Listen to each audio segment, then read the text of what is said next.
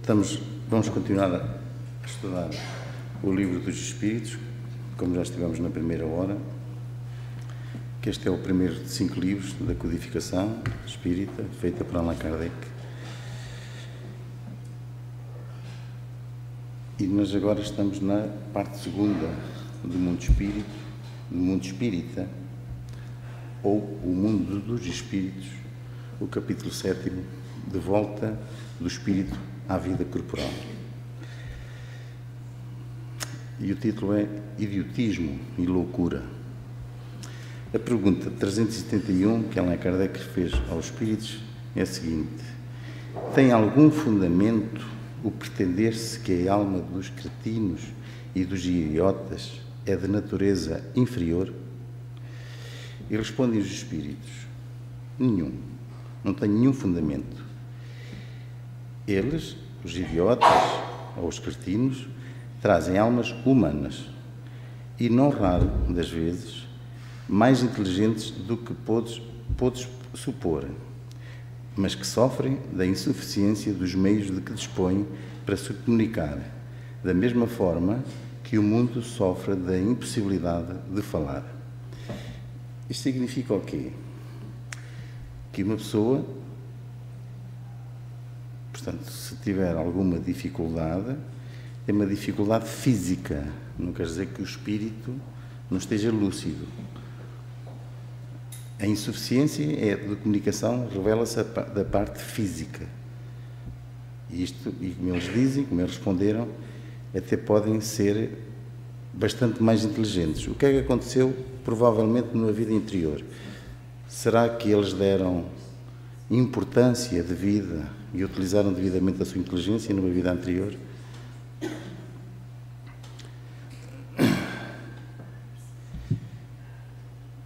Miramês ainda vai um bocadinho mais longe. O facto de um espírito encarnar como prova de idiotismo não quer dizer que será ele um espírito ignorante. Podemos dizer, aí sim, que ele faz uso das suas faculdades e outras reencarnações e, nesta, como cretino, repara as suas faltas no corredor dos tempos. Um idiota pode ser um espírito de grande evolução científica que, descuidando-se do seu saber, influenciou muita gente nos caminhos do mal. Esqueceu a moral de forma que nos ensina Jesus e da educação que todas as religiões e filosofias espiritualistas ensinam, e ainda mais pelos exemplos dos grandes vultos da humanidade, cujas vidas são páginas imortais, que devemos copiar todos os dias para a nossa felicidade, tendo o Senhor Jesus Cristo como a mais perfeita força de amor. Passamos para a questão 372. Que objetivo visa a providência criando seres desgraçados como os cretinos e os idiotas? Isto é, há algum propósito que a providência tem, a providência divina, permitindo que os cretinos e os idiotas venham ao mundo terrestre? E eles respondem, os espíritos: os que habitam corpos de idiotas são espíritos sujeitos a uma punição. Sofrem por efeito do constrangimento que experimentam e da impossibilidade em questão de se manifestarem mediante órgãos não desenvolvidos ou até desmantelados. Depois, Allan Kardec ainda faz outra pergunta em complemento. Não há, pois, fundamento para dizer-se que os órgãos nada influem sobre as faculdades? Ainda há bocado, na hora anterior, a irmã Isabel explicou que, por vezes, nós confundimos a causa com o efeito. Respondem os espíritos: nunca dissemos que os órgãos não têm influência. Têm-na muito grande sobre a manifestação das faculdades, mas não são eles a origem destas. Isto é, não são os órgãos que estão na origem das faculdades, principalmente das faculdades intelectuais. Aqui está a diferença. Música excelente, com um instrumento defeituoso, não dará a ouvir a boa música. o que não fará que ele deixe de ser um bom músico. Isto é, o espírito pode ser muito inteligente, pode ser uma pessoa, pode ser um grande cientista, mas se realmente souber uma dificuldade na materialidade, essa inteligência não pode ser manifestada. Allan Kardec ainda acrescenta: importa que se distinga o estado normal do estado patológico. No primeiro, o moral vence os obstáculos que a matéria lhe impõe.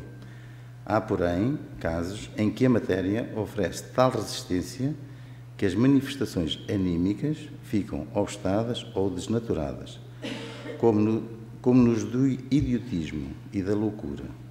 São casos patológicos e, não gozando nesse estado a alma de toda a sua liberdade, a própria lei humana a isenta de responsabilidade dos seus atos. E é verdade, por isso é que existem as chamadas pessoas que são inimputáveis.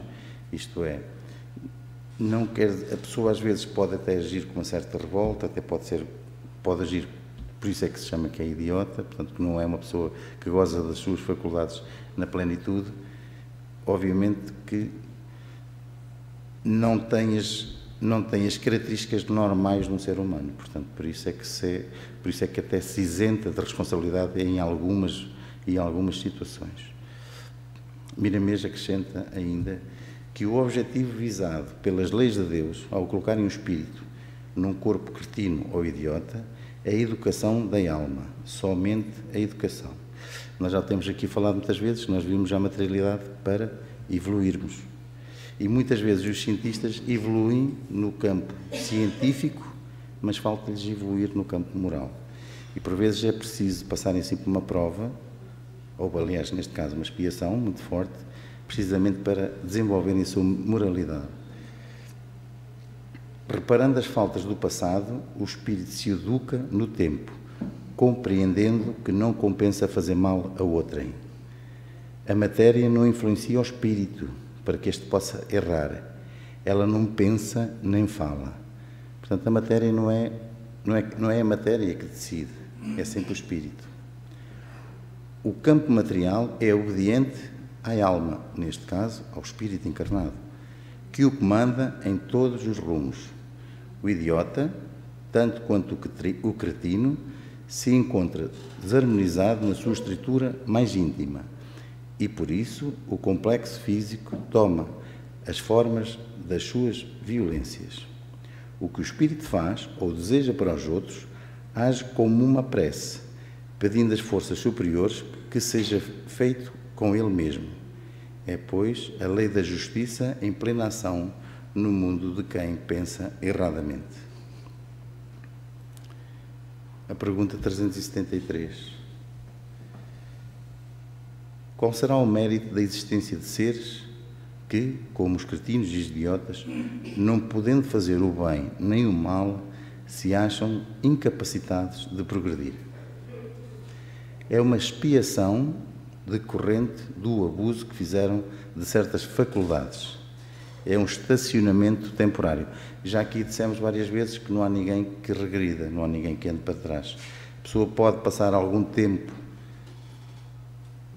que não faça uma evolução, mas ao estar a estacionar na sua evolução, aparentemente, passando por uma dor, porque causa sempre dor, quer queiramos, quer não, o espírito evolui sempre. Allan Kardec ainda pergunta mais: pode assim o corpo de um idiota conter um espírito que tenha animado um homem de gênio em precedente existência? E os espíritos respondem: certo. O gênio se torna muitas vezes um flagelo quando dele abusa o homem. Allan Kardec ainda faz um pequeno reparo. A superioridade moral nem sempre guarda proporção com a superioridade intelectual, e os grandes gênios podem ter muito que expiar. Daí, frequentemente, lhe resulta uma existência inferior à que tiveram e uma causa de sofrimentos. Os embaraços que o espírito encontra para as suas manifestações, que se assemelham às algemas que tolhem os movimentos a um homem vigoroso, posso dizer que os cretinos e os idiotas são estropiados do cérebro, como o coxo o é das pernas e os olhos o cego. Todos nós conhecemos grandes cientistas que nem sempre fizeram melhor uso do desenvolvimento da ciência e nem sempre fizeram melhor uso das suas faculdades. Miramês acrescenta ainda qual o mérito. O mérito do cretino e do idiota neste estado de provação é de ressarcir as suas dívidas do passado, como falámos anteriormente. Aparentemente, eles estão paralisados no progresso. No entanto, eles estão progredindo, ainda que lentamente, porque estão impulsionados pela força da lei. O esforço próprio se encontra cerceado para assimilar as lições na vigilância da justiça. Quando uma alma se encontra em reparo, como neste caso, na fermentação dos seus valores, não quer dizer que parou no tempo e no espaço. Nada para, tudo se move na dinâmica de Deus. É o progresso do despertamento da luz inferior para alcançar valores maiores.